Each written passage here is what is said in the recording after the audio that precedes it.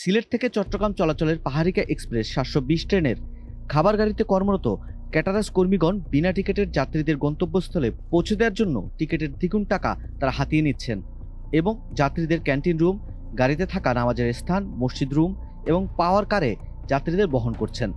Canteen manager Mohammad হুসাইনের নেতৃত্বে ১০ থেকে ১২ জন ক্যাটারার্স কর্মী প্রতিনিয়ত বিনা টিকিটে যাত্রীদের গন্তব্যস্থলে পৌঁছে দেওয়ার আশ্বাস দিয়ে সিলেট থেকে চট্টগ্রাম ও চট্টগ্রাম থেকে সিলেট প্রতিনিয়ত আদম ব্যবসা করে যাচ্ছেন। গত ৫/৪/২০২৪ তারিখ সিলেট থেকে চট্টগ্রাম যাওয়ার পথে আখাউড়া রেল স্টেশনে ট্রেনটি স্টপেজ দিয়ে ক্যাটারার্স কর্মী মোহাম্মদ তানবীর হবিগঞ্জ রেল স্টেশন থেকে লাকসাম রেলওয়ে স্টেশন যাওয়ার টিকিটবিহীন ৮ জন যাত্রীর কাছ থেকে ৩,০০০ টাকা বাবদ ভাড়া আদায় করেন।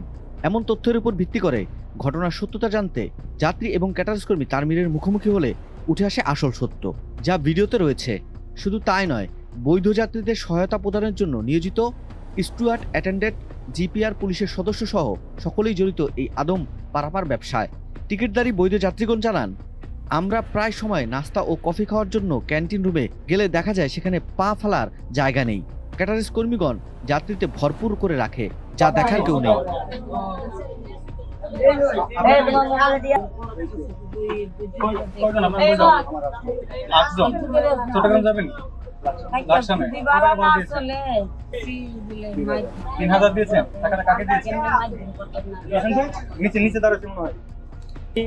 আটজন যাত্রী নিয়ে যাবে, সরকার কয় টাকা আন পাবে? অনেক টাকা আন পাবে। আপনি কয় টাকা দিয়েছেন? সমান ৩,০০০ টাকা দিয়েছেন। উনি টাকা নিয়েছে, আপনি টাকা নিয়েছেন, স্বীকার করেন।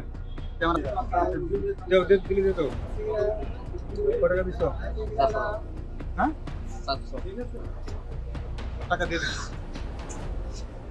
টিকিট লাগে, পরে দেওয়া যাবে।